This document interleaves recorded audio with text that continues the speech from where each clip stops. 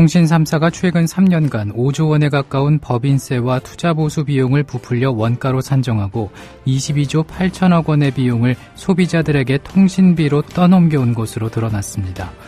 하지만 감사원은 이런 내용을 확인하고도 문제 삼지 않기로 하는 등 추가적인 조처를 취하지 않았는데요.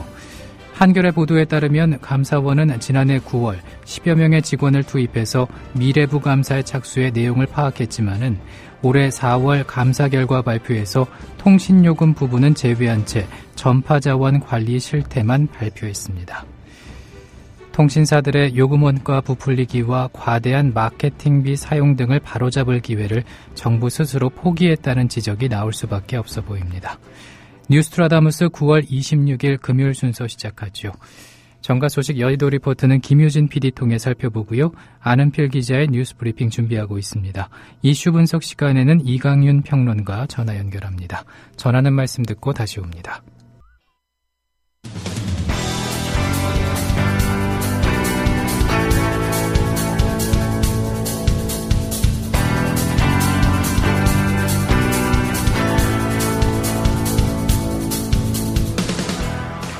계속해서 정가 소식 살펴봅니다.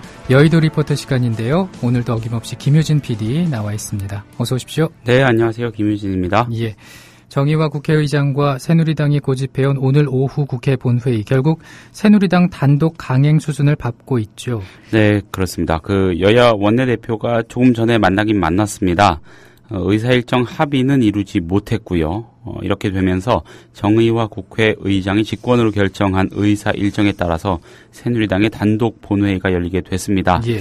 아마 지금 열리고 있지 않을까 싶은데 오늘 오전 10시 50분쯤에 새정치연합 박영선 원내대표가 이완구 원내대표를 찾아가서 만났습니다. 10여 분 정도 대화를 나눴는데 여기서 두 사람은 아무런 합의점도 찾아내지 못했습니다. 오히려 이완구 원내대표는 야당의 당론이 뭐냐고 따졌고요. 박영선 원내대표는 국회를 정상화할 의지가 있긴 있는 거냐고 받아치는 등 설전만 벌였습니다. 예. 새누리당은 오늘 본회의를 통해서 계류 법안 91건을 모두 처리한다는 방침입니다. 예. 도대체 어떤 법안들이기에 여당이 이렇게 강행을 하는 건지 궁금한데 소개를 좀 해주시겠습니까? 예, 여당이 처리하려는 법안들 말씀드린 대로 91건입니다. 예. 어떤 법안들인지 한번 살펴보자면 일단 올해 초 최악의 카드사 정보 유출 사태와 관련해 발의가 된 전자금융거래법 개정안과 전기통신사업법 개정안이 우선 눈에 띕니다. 전자금융거래법 개정안은 개인정보 유출 및 해킹 등의 방지를 위해 정보보호 최고 책임자의 겸직 제한 및 위반 시 형사처벌을 강화하고 금융사가 자율적으로 금융보안수단을 결정하도록 했습니다. 또 전기통신사업법 개정안은 이 카드 정보 유출 관련 2차 피해를 막기 위해서 인터넷을 통한 문자 메시지 발송 업무를 신고제에서 등록제로 전환하고 대출 사기 등 이 불법 행위에 사용된 전화번호 이용 정지 근거를 마련하는 게 뼈대입니다. 예. 그리고 원전 비리와 아동 청소년 간음죄에 관한 법률도 포함이 돼 있어요? 네, 그렇습니다. 원전 비리와 관련해 처벌 규정을 강화하는 이 원자력진흥법 개정안과 원자력안전위원회 설치 및 운영에 관한 법 개정안도 본회의에 대기 중입니다. 이 밖에 유전자 감식 범죄에 유사강간죄와 장애인, 아동 청소년에 대한 간음죄를 추가하는 내용의 DNA 신원 확인 정보의 이용 및 보호에 관한 법률 개정안, 또 친권 일시 정지 제도를 도입한 민법 개정안, 수신 직불금제 관계 규정을 보완한 수산 직접 지불 제법 개정안 등이 포함됐습니다. 예.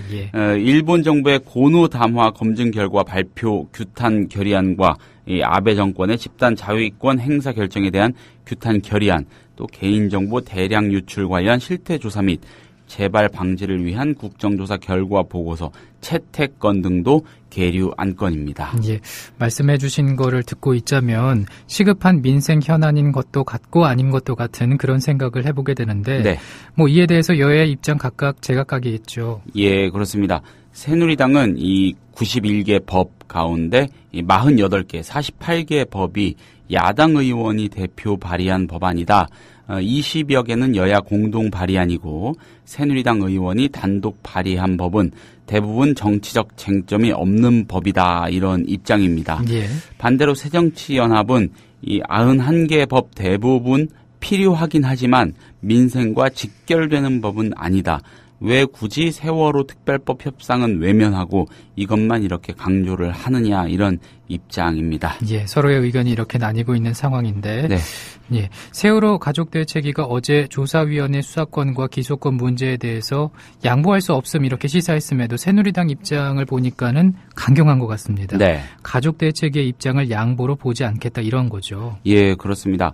말씀하신 대로 어제 세월호 가족대책위하고 새정치연합 지도부의 면담 뒤에 유경근 대책위 대변인이 양보의 가능성을 밝혔습니다. 예. 이를 전제로 여야의 특별법 협상이 속도를 낼 수 있다는 전망이 힘을 얻기도 했었는데 막상 새누리당의 입장은 이런 전망을 무색하게 만들고 있습니다. 예. 새누리당 주호영 정책위 의장은 오늘 오전에 국회에서 열린 이 당의 주요 당직자 회의에서 유경근 대변인이 밝힌 입장에 대해 새로운 양보로 볼 수 없는 상황 변경이 없는 상태다 이렇게 말을 했습니다. 그렇군요. 그러면은 수사권과 기소권은 애초에 안 될 일이었다는 입장을 재확인한 거에 불과한 건가요? 네, 그렇게 보는 게 맞겠습니다.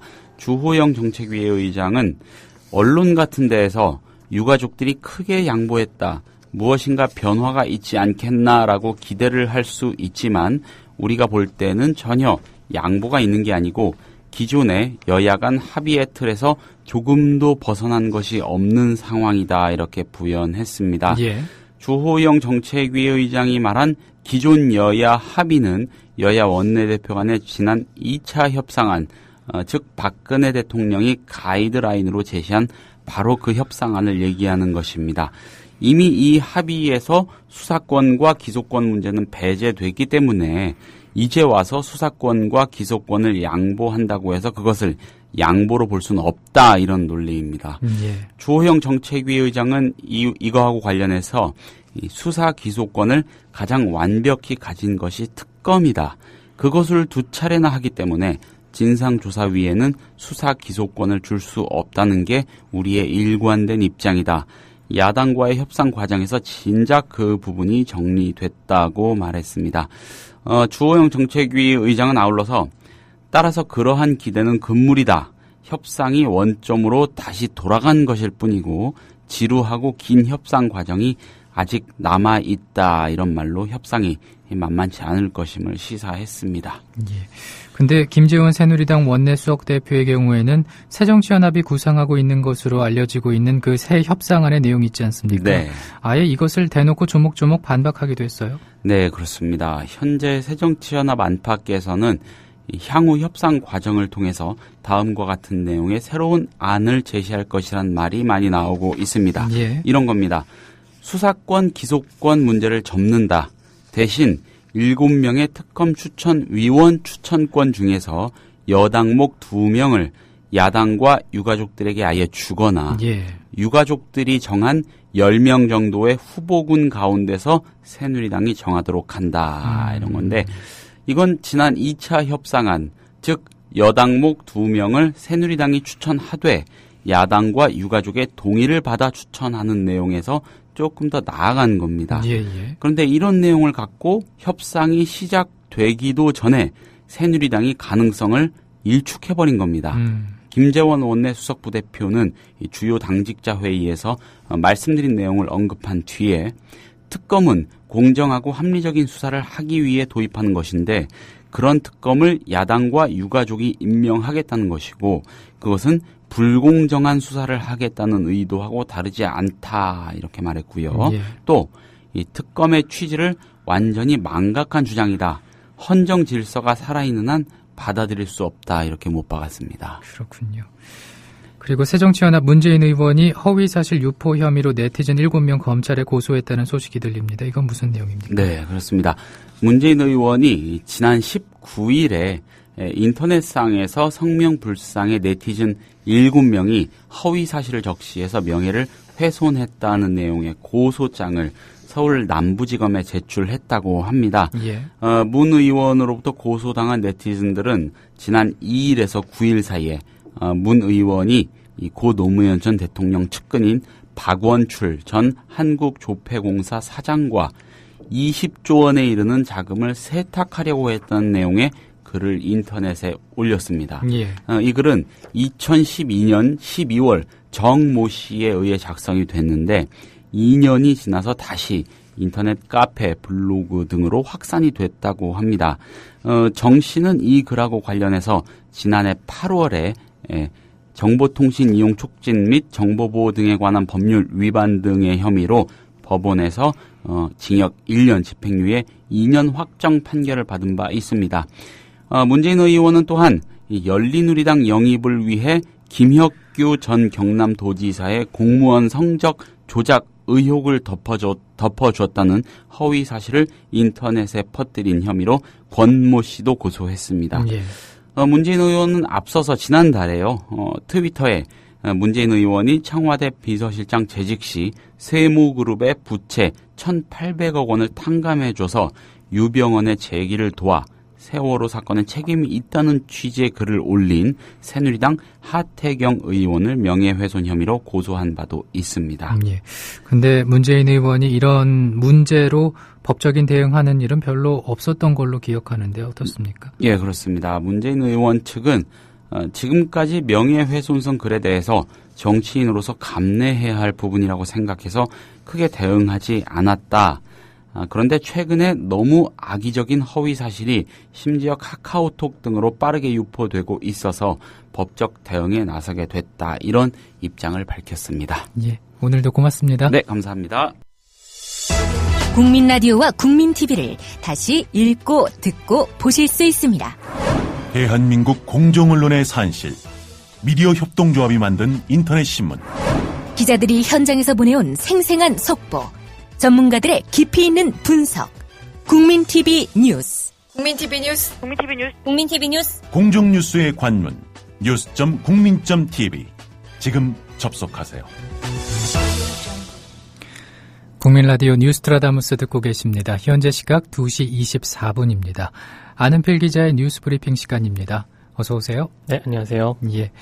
새누리당이 일베 폭식 투쟁 등을 지원한 탈북자 출신 정성산 NK문화재단 대표를 새누리당 기획위원으로 임명을 했는데 정 대표가 임명된 뒤에 쓴 글이 좀 문제가 되고 있습니다. 문화계 종북 좌좀 척결을 선언했다고요? 예, 그렇습니다. 정성산 대표는 그제 김무성 새누리당 대표로부터 기획위원 임명장을 받은 뒤에 자신의 트위터에 다음과 같은 글을 남겼습니다. 오늘 새누리당 전략기획위원회 위원으로 위촉되었습니다. 라면서 좌좀 소굴로 변한 대한민국 문화계 종북 척결 정책을 많이 반영하도록 노력하겠습니다. 박근혜 대통령님의 문화 용성은 문화 종북 좌좀 척결 정신이 바탕이 되어야 합니다. 라고 주장했습니다. 예. 정 대표는 또 좌좀들이 어떻게 문화계를 장악해 국민들을 좌좀화하는지, 좌좀들의 쓰레기 문화를 어떻게 하면 대청소해낼 수 있는지 새누리당 전략기획위원회 위원으로서 열심히 정책화해보렵니다. 라면서 좌좀을 씹는 게 제일 쉬웠어요. 라고 덧붙였습니다. 이 정 대표가 말하는 좌좀이라는 것은 좌익 좀비 혹은 좌파 좀비의 줄임말인데요. 그렇군요. 일간 베스트이죠. 일베에서 많이 사용되는 그런 용어입니다. 좀비처럼 대화가 안 된다. 또 생각이 없이 맹목적이다. 라는 비하의 의미입니다. 한편 정 대표의 글에 대한 비판뿐 아니라 이번 임명 자체에 대한 비판도 나오고 있는데요. 정 대표는 세월호 유가족들을 조롱하는 일베의 폭식투쟁을 전폭 지원해온 인사여서 새누리당이 일베의 폭식투쟁을 높게 평가하고 있는 게 아니냐라는 의혹이 일고 있습니다. 예. 좌좀이라는 게 좌익 빨갱이 좀비의 줄임말이군요. 근데 네. 이제 정 대표가 이 좌좀이라고 칭하는 사람들은 누굽니까? 예, 정 대표가 이전에 올렸던 글들을 통해서 예측해 볼 수 있는데요. 정 대표는 지난 17일 진중권, 조국, 3번 이혼한 공지영 따위들을 믿고 정치적, 문화 언론, 아젠다를 디자인하는 새정치민주연합 박영선이나 아직도 선전선동으로 대한민국의 전복을 꿈꾸는 황석영, 백낙청 따위들이나 답은 딱 하나입니다. 대통령을 자살하게 만든 세력들이라고 비난했습니다. 예. 이들이 좌좀이다라고 정확하게 지칭하진 않았지만 맥락상 이분들을 선동 세력으로 혹은 좌점으로 보고 있는 것 같습니다. 그렇군요. 정 대표는 또 이어진 글에서 진보라는 것은 조경태 의원 같은 분들입니다. 정치란 수국골통 보수를 견제하고 형평성을 유지하게 만들어야 하는 의회 민주주의의 뿌리입니다. 라면서 조경태 새정치연합 의원을 극찬하기도 했습니다. 예. 새누리당이 이 같은 문제 인사를 기획위원으로 임명한 사실이 드러나자 야당은 새누리당을 맹비난하고 나섰는데요. 정의당 김종민 대변인은 어제 논평을 통해 그따위 표현이나 내뱉는 정신상태에 걸맞게 정 위원은 세월호 유가족들 앞에서 폭식투쟁과 같은 폐륜을 벌이는 일베 회원을 지원하는 행보도 보였다고 한다라면서 자기 편 아니면 죄다 종북이나 좌조민이 하는 역겨운 표현을 내뱉는 해당 인사의 정신상태도 문제지만 이런 일베나 다름없는 막장 인사를 당의 기획위원으로 임명하는 새누리당의 정신상태는 가히 짐작할 만하다라고 새누리당을 질타했습니다. 또 김 대변인은 정 의원 해임과 김무성 대표의 공개 사과를 촉구했습니다. 예. 그리고 박근혜 대통령이 오늘 오전에 캐나다와 미국 순방 마치고 귀국하지 않았습니까? 네. 그동안 박 대통령이 외국에 나가면은 지지율이 오르곤 했는데 이번에도 그 현상이 반복됐죠. 예, 한국갤럽이 지난 23일부터 25일까지 실시한 여론조사 결과를 보면 대통령 직무수행에 대한 긍정응답은 49%로 세월호 참사 이후 최고치를 기록했습니다. 부정응답은 44%였습니다. 박 대통령은 지난 20일 캐나다 국빈 방문과 유엔 총회 참석을 위해 출국한 뒤 오늘 새벽 귀국했는데요. 갤럽은 긍정응답 상승의 주요한 원인을 두 번째 북미 순방으로 분석했습니다. 실제 직무긍정평가 이후에서도 외교, 국제관계를 잘하고 있다는 응답이 일주일 전보다 12%포인트 상승했습니다. 예. 박 대통령이 국내를 떠나 있을 때 지지율 상승을 보인 사례는 취임 첫 해부터 반복되던 현상인데요. 지난해 5월 방미 때 6%포인트, 6월 방중 뒤에는 9%포인트, 9월 러시아와 베트남을 방문했을 때에도 2주간에 걸쳐서 6%포인트 등 대부분 외국으로 나가 있을 때 지지율이 올랐습니다. 올해 6월 중앙아시아 순방 때에만 문창극 총리 후보 사퇴의 문제가 겹쳐서 하락했던 것이 예외일 정도입니다. 예. 한국갤럽이 여론조사한 결과였는데 근데 이 여론조사에서 정부의 경제정책에 대해서도 이제 결과치를 발표했는데 국민의 3명 가운데 2명은 증세 없이 복지가 가능하다는 대통령 주장 신뢰하지 않는 것으로 나타났군요. 네, 그렇습니다. 같은 여론조사인데요. 전국 성인 1,001명에게 증세 없이 복지를 늘리는 것이 가능한지에 대해 물은 결과 65%는 가능하지 않다. 29%는 가능하다. 그리고 6%는 의견을 유보했습니다. 정부의 경제정책이 경제 성장과 복지 중 어느 것에 더 비중을 둬야 한다고 생각하는지 물은 결과는 55%는 경제 성장, 38%는 복지라고 답했습니다. 예. 그러나 현재 경제 수준 대비 우리나라의 복지 수준에 대해서는 국민의 54%는 낮은 편, 그리고 36%는 높은 편이라고 평가했습니다. 복지 수준이 낮다는 것에는 동의하는 의견이 많았지만 또 동시에 경제 성장이 더 중요하다라는 다소 엇갈린 결과가 나온 건데요. 복지 증세 논란에 대해서도 세금을 더 내더라도 현행보다 복지 수준을 높여야 한다는 의견이 45%, 세금을 더 내야 한다면 현행 복지 수준을 유지하는 것이 낫다는 의견이 47%로 입장이 양분됐습니다. 이번 조사는 휴대전화 무작위 걸기, 전화 조사원 인터뷰 방식으로 실시됐고요. 표본 오차는 95% 신뢰 수준의 플러스 마이너스 1%포인트, 응답률은 15%입니다. 예. 그리고 청와대가 박근혜 대통령 일정 발언 자료를 배포했다가 취소하는 일이 있었다고 하는데 네. 이를 두고 주변국 눈치 보는 갈팡질팡 외교 아니냐 이런 비판이 나오고 있어요. 예, 그렇습니다. 청와대가 박근혜 대통령의 미국 방문 마지막 날이었던 현지 시각으로 24일 일정 발언 자료를 사전에 배포했다가 갑작스럽게 전문을 취소해서 논란이 되고 있습니다. 발언 자료에 포함되어 있던 내용 중에는 일본 위안부 문제와 한중 외교관계 등 민감한 사안이 포함되어 있어서 예. 이를 두고 양국의 신경을 건드릴까 봐 갈팡질팡 외교를 한 것이 아니냐 이런 지적이 나오고 있는 건데요. 예. 한겨레 보도에 따르면 청와대는 이날 오후 박 대통령과 코리아 소사이어티, 아시아 소사이어티, 미국 외교협회 등 뉴욕 소재 5개 연구기관 대표들과의 간담회를 3시간여 앞두고 이 발언 자료를 언론에 공개했습니다. 하지만 간담회가 끝난 뒤에 청와대는 박 대통령이 미리 배포한 자료에 발언을 하지 않았다고 알렸습니다. 자료 배포 시점과 간담회까지 3시간여 동안 어떤 판단 변화가 있었는지는 알려지지 않았는데요. 하지만 간담회 사전 자료를 보면 한일 관계와 관련해선 일본군 위안부 피해자 문제가 있고 이는 부정할 수 없는 역사적 진실이자 보편적 인권에 관련된 사안이다라는 내용이 포함되어 있었고 예. 중국과 관련해서도 일각에서는 한국이 중국에 경도됐다는 견해가 있는 것으로 아는데 이는 한미동맹의 성격을 잘 이해하지 못한 오해라고 하는 대목이 적혀 있었습니다. 이에 대해 한겨레는 청와대가 이쪽 저쪽 눈치를 보다 부담 없는 북핵 문제만 거론한 것이다 라고 지적했습니다. 예. 비오는 아침님께서 게시판에서 안 기자님 오늘 엄청 말씀이 빠르십니다. 시간에 쫓기는 것인지 쫓기시는 거 아니죠? 네. 자, 계속해서 살펴보겠습니다. 대리기사 폭행 사건의 단순 목격자로 알려졌던 목격자 한 명이 폭행 혐의로 형사 입건이 됐군요. 예, 그렇습니다. 서울 영등포 경찰서는 싸움에 휘말린 대리기사 1명, 행인 2명 이외에 단순 목격자로 알려졌던 정모 씨를 폭행 혐의로 입건했습니다. 경찰은 어제 대질 조사 과정에서 정 씨의 폭행 혐의를 인지하고 참고인에서 피의자로 신분을 전환했으며 다음 주 중 추가 소환할 방침인 것으로 전해졌습니다. 예. 경찰은 CCTV 영상 등을 토대로 정 씨가 지난 17일 세월호 유가족들과의 싸움에 개입하면서 김영기 전 수석 부위원장을 때렸고 이 과정에서 김 전 수석 부위원장을 넘어뜨려 다치게 한 것으로 보고 있습니다. 김 전 수석 부위원장은 줄곧 행인 한 명에게 맞아서 넘어지면서 이가 부러졌다라면서 쌍방폭행을 주장해왔는데요. 경찰 관계자는 피의자 신분이 됐다고 해도 죄가 확정된 것은 아니라면서 최종 혐의와 정당방위 면책 부분은 추후 검토할 예정이다라고 말했습니다. 이에 대해 정 씨 측 변호인은 CCTV에는 유가족들이 행인들을 때리러 몰려가자 이를 말리려 정 씨가 뒤따라가고 이어 김 전 수석 부위원장이 쓰러지는 장면만 나온다면서 이 내용만 가지고 입건한 것은 이해하기 어렵다고 밝혔습니다. 앞서 이번 사건에 연루된 세월호 유가족 5명과 새정치연합 김현 의원을 폭행과 상해 혐의로 고발한 자유청년연합 장기정 대표는 오늘 오전 10시쯤 경찰에 나와서 고발인 조사를 받았습니다. 그렇군요. 그리고 법원에서 실형을 선고한 부분에 대해서 좀 얘기를 해봐야 되겠습니다. 지난 18대 대통령 선거가 부정하게 치러졌다는 주장을 담은 부정선거 백서를 출간한 저자들에게 이제 실형이 선고가 됐어요.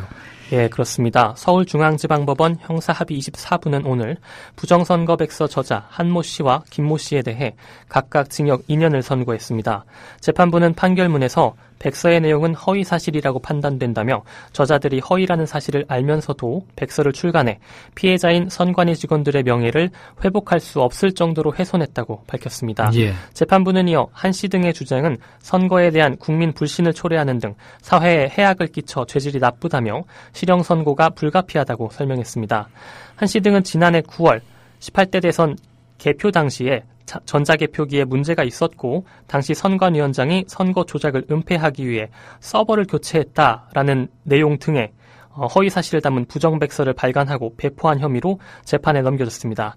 해당 백서는 지난 1월 악의적으로 사실을 왜곡했다는 중앙선관위의 판매금지 가처분 신청을 법원이 받아들임으로써 판매가 금지됐습니다. 예. 그리고 서울시의회 고위공무원의 성희롱 의혹이 있는데 이게 대부분 사실로 드러났다고요? 예, 서울시는 오늘 오전 박모 서울시의회 행정자치위원회 수석전문위원회 성희롱 발언이 대부분 사실로 확인이 돼 인사위원회에 중징계 의결을 요구했다고 밝혔습니다. 지난 4일 헤럴드 경제는 박 씨가 같은 부서에서 여직원들에게 성희롱 발언을 했다고 보도했는데요. 당시 박 씨는 관련 의혹을 전면 부정한 바 있습니다. 또 서울시는 피해자의 자살로 이어진 상수도 연구원 성희롱 사건 역시 혐의 내용이 대부분 사실인 것으로 밝혀졌다고 전했습니다. 지난 5월 스스로 목숨을 끊은 공무원 A씨의 유족들은 A씨가 성희롱을 당해 우울증을 앓다 죽었다며 시와 인권위에 진정을 했습니다. A씨가 회식 자리에서 동료 또 상사로부터 누드 사진을 같이 보자, 같이 모텔에 가자라는 등의 성희롱 발언을 듣고 괴로워하다가 우울증이 심해져 목숨을 끊었다는 내용이었습니다. 예. 이 같은 진정이 대부분 사실로 밝혀지자 시는 관련자 3명에 대해 중징계를 요구하고 내용을 보고받고도 피해자 보호를 위해 적극적 조치를 하지 않은 담당 과장, 부장에게도 각각 중경징계를 요구할 계획입니다. 이와 관련해 박원순 서울시장은 전 직원들에게 서한문을 보냈는데요. 언어폭력, 성희롱 행위 시 무관용의 원칙에 따라 강화된 징계 절차를 적용하겠다며 부서장에게도 책임이 있는 경우에는 연계 책임도 묻겠다고 재발 방지를 위한 강력한 의지를 밝혔습니다. 예. 다른 얘기 해보겠습니다. 성추행한 혐의 받고 있는 박희태 전 국회의장이 경찰 소환에 응하지 않고 있다고요? 예, 그렇습니다. 강원지방경찰청 성폭력 특별수사대는 지난 16일 박 전 의장에게 1차 출석 요구서를 발송했지만 아직까지 출석 의사를 밝히지 않고 있다며 예. 오늘 자정까지 출석하지 않을 경우 다음 주 월요일 2차 출석 요구서를 발송할 예정이라고 밝혔습니다. 지난 11일 원주의 한 골프장에서 담당 캐디 A씨를 성추행한 혐의를 받고 있는 박 의장은 최근 피해 당사자와 합의했지만 경찰은 개정된 성범죄 관련 법에 따라 합의서 제출 여부와 관계없이 성추행 혐의에 대한 수사를 계속한다는 방침입니다. 예. 그리고 세월호 참사로 안타깝게 숨진 단원고 2학년 3반 고 김시연 양. 시연 양의 노래가 정식 음원으로 출시가 됐죠. 그렇습니다. 야 이 돼지야라는 제목의 음원이 예. 시연 양의 생일인 오늘 정오에 공개됐습니다. 음원 수익은 전액 진도 팽목항에 있는 실종자 가족을 후원하는 데 쓰일 예정입니다. 시연 양의 자작곡 야 이 돼지야 음반 발매는 장영승 서촌갤러리 대표가 기획한 것인데요. 장 대표는 어제 고발뉴스 상해임시정부에 출연해서 시연 양이 생전에 야 이 돼지야를 부르는 모습을 동영상으로 남겼는데 이것을 보고 앨범 발매를 기획하게 됐다고 밝혔습니다. 야 이 돼지야 음원은 두 버전이 있는데요. 예. 한국은 동영상 속 시연 양의 음성을 추출하고 또 시연 양의 여동생 김희연 양이 피처링한 버전이고 다른 하나는 인디 가수 박근혜 씨가 부르는 버전입니다. 한편 장 대표는 그제 유튜브에 야 이 돼지야 뮤직비디오를 공개했는데요. 이 뮤직비디오는 현재 만여 건의 조회수를 기록하고 있습니다. 예. 장 대표는 뮤직비디오에 대해 하늘에서 내려온 세월호 아이들을 대표하는 영적 존재가 땅에 있는 사람들을 위로하고 친구에 대한 우정과 그리움을 표현하는 내용이라고 설명했습니다. 이번 앨범의 이름은 깨박이 시연의 노래이고요. 음원 작업은 작곡가 윤일상 씨가 맡았습니다. 깨박이는 시연 양의 별명입니다. 예. 안 기자님 혹시 보셨습니까? 이 노래 들어보셨나요? 제가 제목까지만 확인하고 조회수는 확인했는데요. 예. 전체는 아직 들어보지 못했습니다. 예, 또 네. 바쁘시다 보니까. 네. 최근 20년간 1, 2인 가구 큰 폭으로 증가했는데 4, 5인 가구는 지속적으로 감소하고 있다. 이런 내용이 또 있네요. 예, 오늘 발표된 보건사회연구원 사회정책연구본부 김유경 연구위원회 가족변화 양상과 정책함의라는 연구 보고서를 보면 개인주의화와 급격한 노령화 및 저출산 현상, 만혼화 및 이혼율 증가 등의 복합적 영향으로 가구 규모가 계속 줄고 있는 것으로 나타났습니다. 가구 규모별 변화 형태를 살펴보면 1990년에는 1인 가구 9%, 2인 가구 13.8%, 3인 가구 19.1%, 4인 가구 29.5%, 5인 가구 28.7% 등이었습니다. 예. 5인 이상 가구가 28.7% 등이었습니다. 하지만 20년이 흐른 뒤인 2010년에는 1인 가구가 23.9%, 2인 가구 24.3%, 3인 가구 21.3%, 4인 가구 22.5%, 5인 가구, 5인 이상 가구 8.1%로 바뀌었습니다. 20년 사이에 1, 2인 가구는 22.8%에서 48.2%로 급증한 거고요. 4, 5인 가구는 58.2%에서 30.6%로 줄어든 겁니다.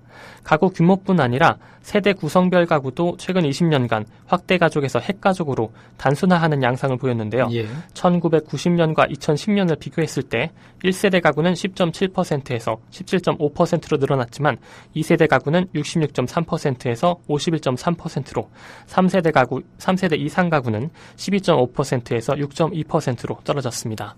예. 한 주 동안 고생 네, 많으셨습니다. 수고하셨습니다. 지금까지 국민TV 뉴스 안은필 기자였습니다.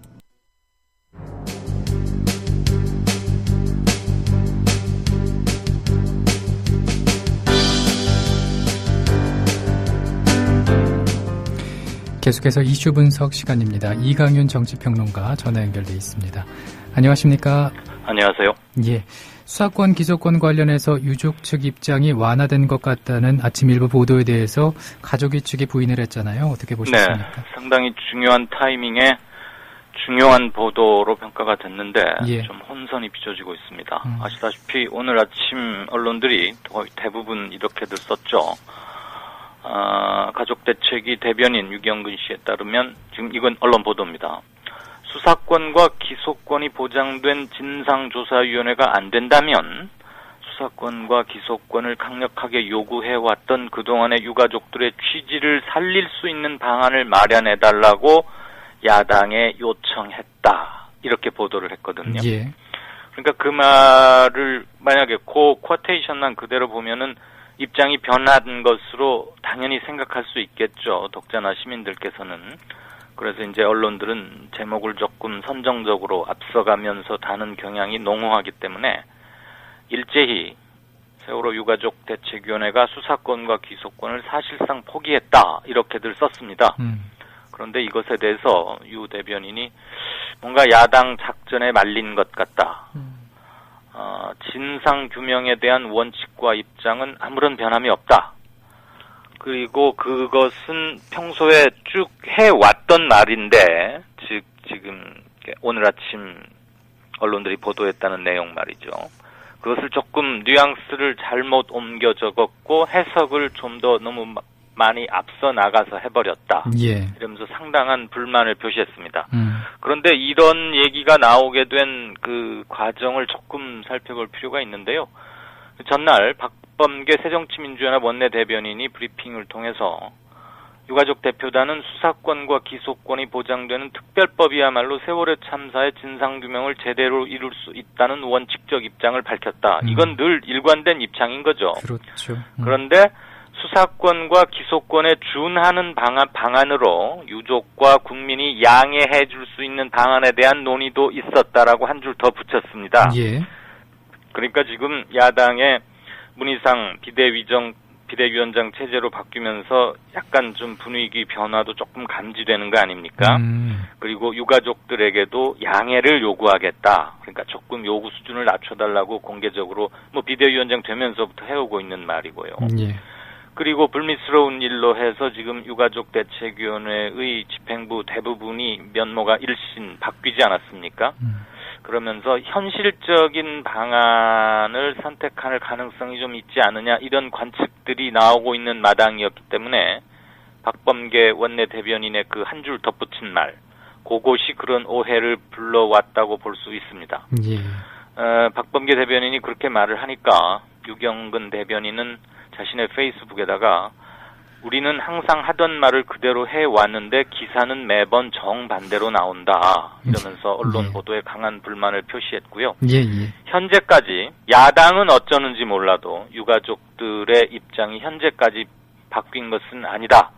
다만 수사권과 기소권이 확실히 보장된다는 그것만 마련해달라는 거지 우리가 수사권과 기소권을 딱 못 박듯이 제대로 명시해서 고객 아니면 절대 안 받겠다는 것은 아니다라는 것을 다시 한번 강조를 했습니다. 예. 그러니까 어쨌거나 결론적으로 조금 기대감 또는 가족들이 변했나라고들 생각하심직한데 그것은 일정 부분 조금 앞서 나간 보도다. 완벽히 오보라고 비판하기엔 좀 뭐하지만 그런 상황입니다. 예. 그리고 오늘 여야가 국회 본회의를 두고 점심까지 이제 신경전을 펼쳤죠. 네. 예. 어찌 보셨습니까?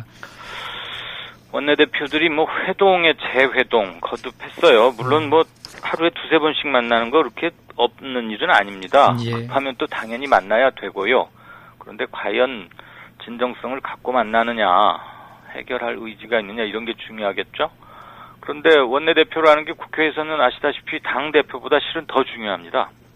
국회 원내 전략이나 법안 통과, 국회 운영 이런 것만 놓고 보면 당대표가 할 수 있는 이런 것은 사실은 없어요. 예. 원내대표가 다 하거든요. 그래서 대단히 중요한 자리인데 그러니까 현역 자기들 자당 소속의 국회의원을 대표한다는 점에서 대단한 파워가 실리고 또 그만큼의 권위를 인정받으려고 하고 그러다 보니까 기싸움도 있을 수밖에 없고 그건 일정 부분 이해는 됩니다. 근데 오늘 뭐 처음 만났을 때는 만난 지 10분도 채 안 돼가지고 막 서로 가시도친 설전만 주고받다가 그냥 일어서 버렸고요. 의장이 다시 불러서 11시 한 40분쯤에 조금 전에 도시락 시켜가면서 이제 잘 다독이자고 하는데 기본적인 입장 차이가 너무 큰 데다가 서로가 서로를 신뢰하지 못하는 게 있고 특히 이완구 새누리당 원내대표가 지금 상대 즉 카운터파트인 박영선 원내대표가 당내에서 좀 입장이나 입지가 좀 옹색하지 않습니까? 퇴진 압력도 받았고 또 막 그런 게 있으니까 탈당하겠다 이래가지고 많은 비판도 받았고 어쨌거나 내홍을 벗어난 지 며칠 안 되는데 어쨌거나 리더십이 많이 상실된 점은 있지요. 그러니까 또 그 점을 또 아프게 걸고 넘어지고 하니까 서로 감정 싸움이 심합니다. 근데 지금 여당은 쉽게 말해서 원래 오늘 본회의를 소집하기로 국회의장이 공언을 했으니까 그걸 지키라는 얘기고 예. 야당은 단독 국회 하겠다는 것이냐? 그거 당신들 새누리당이 혼자 잡았던 거 아니냐? 그러니까 며칠 있다 다시 하자 이겁니다. 그래서 지금 여야 원내대표는 서로 그럼 구체적 날짜를 가져와라. 그리고 이쪽에서는 야당에서는 또 협상 의지가 없으니까 날짜 핑계 되는 거 아니냐 이러면서 좁혀질 여지는 없는데 국회의장의 일단 결심이 중요는 하죠.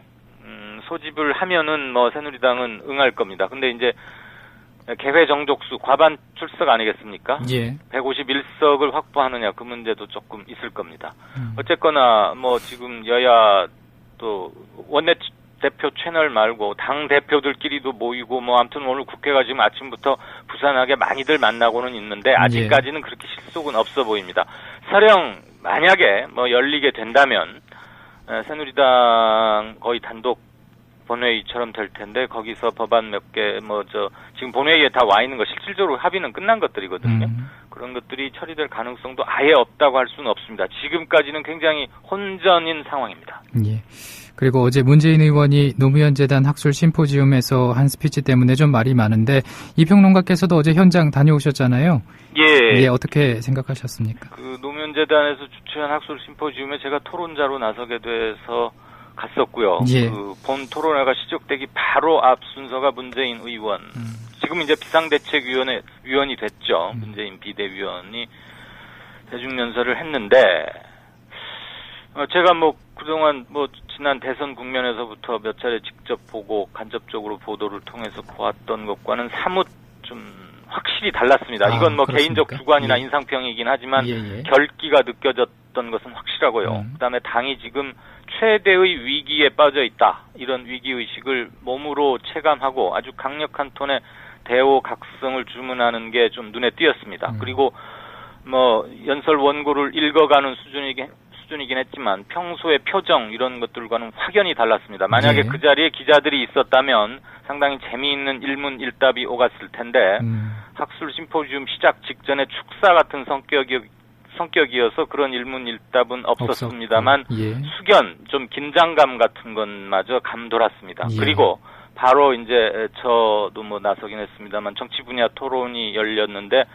발제자와 토론자들이 모두 한결같이 야당에게 매우 쓴소리와 강력한 주문 같은 걸 많이 했거든요. 예. 앞에 문재인 의원을 비롯해서 야당 새정치연합의 중요한 포스트를 맡고 있는 사람들이 첫 정치 토론 분야에서는 많이 자리를 지켰습니다. 그렇게 면전에서 대놓고 말한다는 게 서로 쑥스러울 수도 있는데 문재인 의원은 맨 앞자리에서 메모하고 아주 경청하는 자세였고 그런 것들도 흔히 보는 건 아니었죠. 그리고 끝나고 나서는 토론자들하고 일일이 악수를 하고 또 간단한 얘기도 했는데 그 뒷얘기 과정에서도 그런 걸 느꼈습니다. 예. 어제 스피치에서 가장 중요한 것을 고르라고 한다면 대단히 민감하고도 당 내분, 분란의 소지가 많은 부분을 문재인 의원이 직접 거론했다는 겁니다. 뭐냐면 그 부분만 짧게 읽으면 시민 참여 정당을 위해서 온라인과 오프라인을 결합하는 다양한 기능의 플랫폼을 구축하고 당원뿐 아니라 시민과 지지자를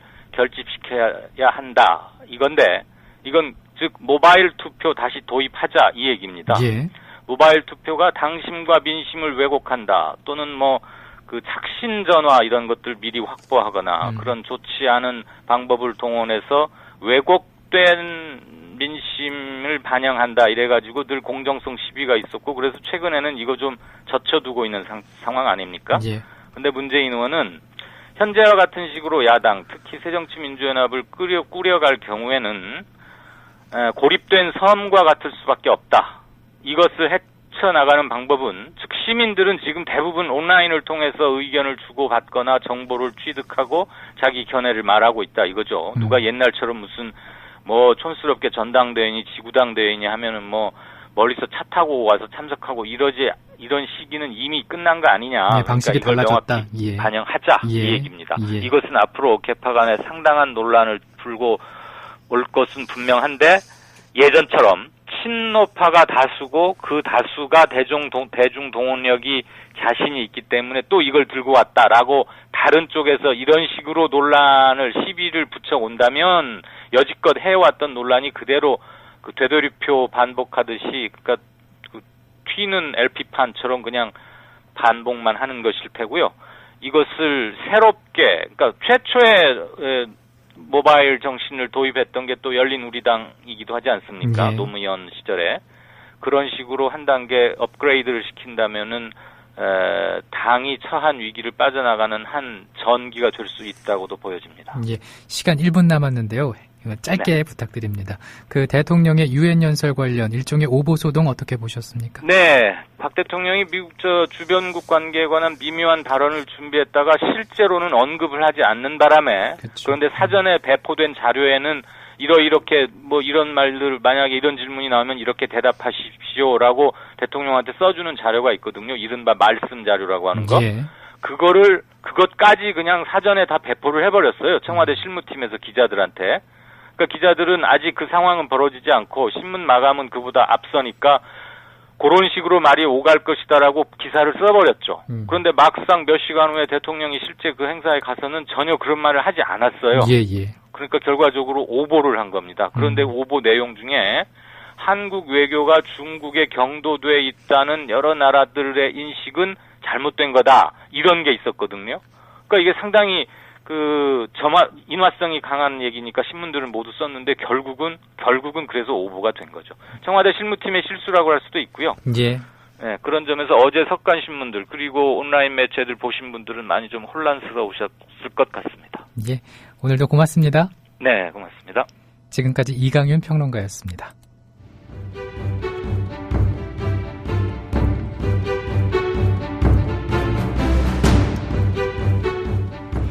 뉴스트라다무스 금요일 순서 마치겠습니다. 주말 잘 보내시고요. 다음 주 월요일 오후 2시에 뵙겠습니다.